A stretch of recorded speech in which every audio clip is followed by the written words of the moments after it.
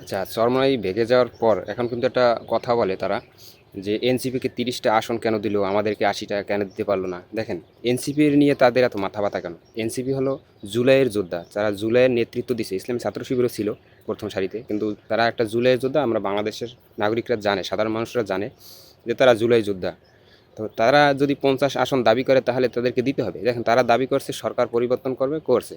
তারা ইউনূসকে আনবে, আনছে। তারা যেটা ওই সময় একটা সুযোগ ছিল তাদের হাতে, তারা যেভাবে যেটা করছে এই রাষ্ট্রপক্ষ মানতে বাধ্য হয়েছে। এখন তারা দাবি করছে জামাতের কাছে, আমরা ঐক্যবদ্ধ হবো আপনাদের সাথে, আমাদেরকে কিছু সিট দিতে হবে, একটু পরিমাণটা হয়তো বেশি চাইছে। সেখানে তারা 30টায় মানছে।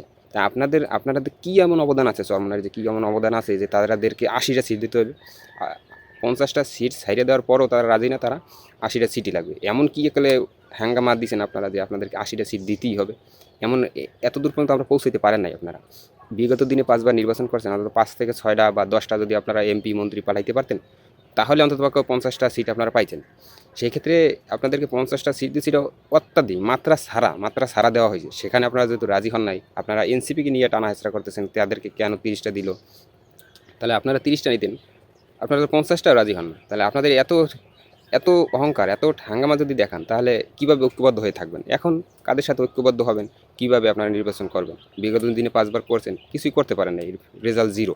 ঐক্যবদ্ধ ছাড়া, আল্লাহ তালাই তো বলছে ঐক্যবদ্ধ ছাড়া সে জাতি থাকে না, ধ্বংস হয়ে যায়। তা আপনি কতদিন আর টিকবেন? ধ্বংস হয়ে যাবেন। আবার দলের ভিতরে ভাঙন শুরু হয়েছে, আরও সামনে আরও ভাঙতে থাকবে, থাকবে না। মানুষের হিংসা অহংকার দিয়ে বেশি দিন টিকতে পারে না, ধ্বংস হয়ে যায়। থাকবেন না, ধ্বংস হয়ে যাবেন ইনশাল্লাহ।